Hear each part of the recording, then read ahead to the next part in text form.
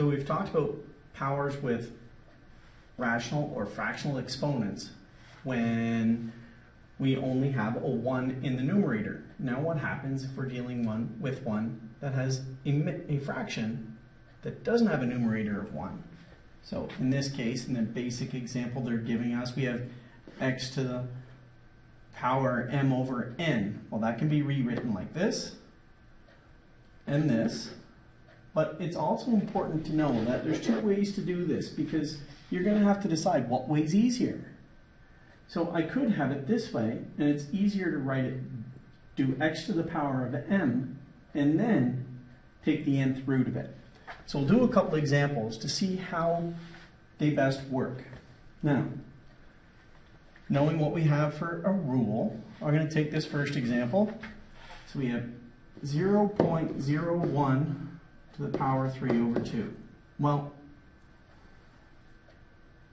one thing I know for sure is that the square root of 0.01 is 0.1.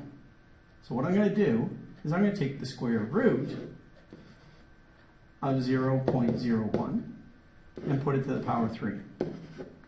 So that means I have 0.1 to the power 3, which is 0.001.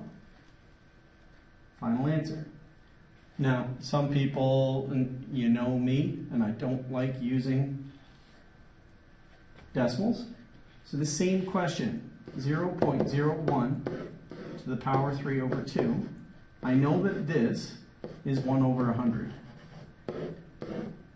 to the 3 over 2. I also know the square root of 100 is 10. So what I'm going to do is I'm going to write this as the square root of 1 over 100 to the power 3.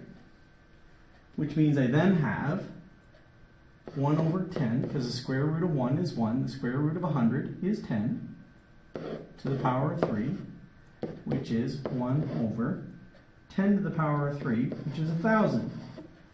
So that's how I would do it. You can do it either way.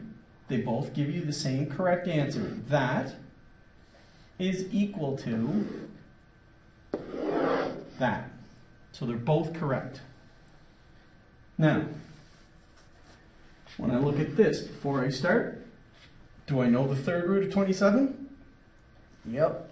I know that 3 to the power of 3 is 27. So what I'm going to do is I'm going to do the third root of negative 27 to the power of 4.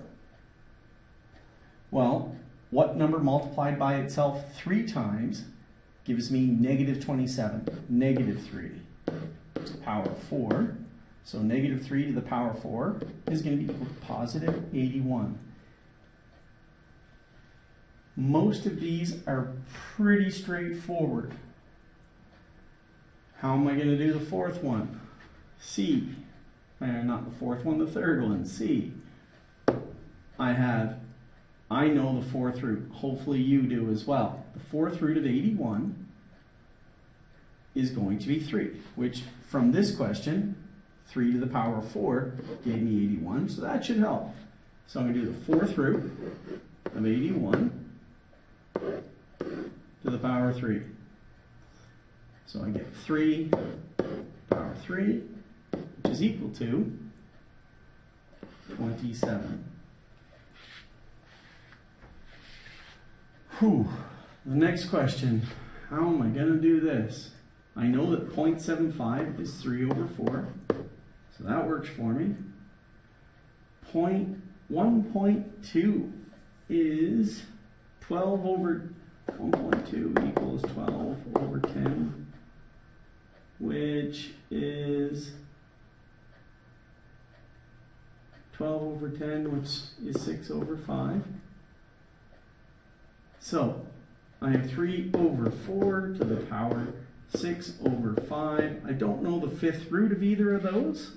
So what I'm going to do is I'm going to do 3 over 4 power 6 all to the fifth root. Now, that's where a calculator comes in handy, because 3 to the power 6 is 729. 729. And 4 to the power 6 is 4096. Wow. Do I know the fifth root of either of those numbers? Math. Clear. 5. Well, the fifth root of 729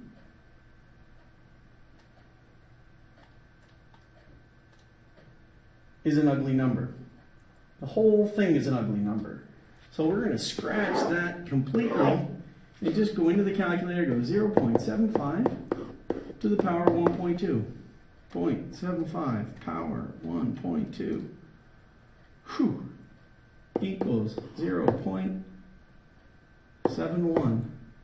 Much easier than the rest of it. All of it can be done the same way in the calculator, but this, when I started working it out, it started to get real ugly. So there's no point in trying to do that. So what I did is I just made the adjustment, and the actual answer is 0.70806563335. Way too much. So we'll leave it at 0.71. Now how are we doing here? We're going to stop